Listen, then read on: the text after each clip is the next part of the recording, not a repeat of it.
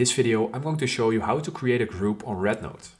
So what you're going to do is you're going to Messages, and at the top right you see More Groups.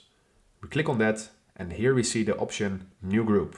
We click on this one as well, and in here we see a lot of Chinese text. And if you're having trouble with the Chinese, then you can either wait before it is going to be translated all in English. That will happen soon.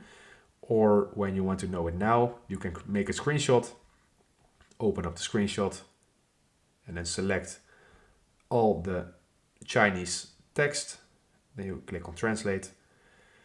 And in here, I have the information for you.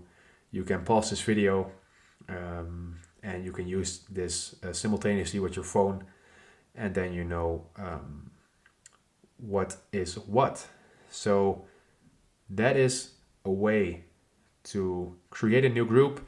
You can basically use the screenshot in my video to fill all the details in. And when you're finished, you click down below and start a new group, and then your group will be created.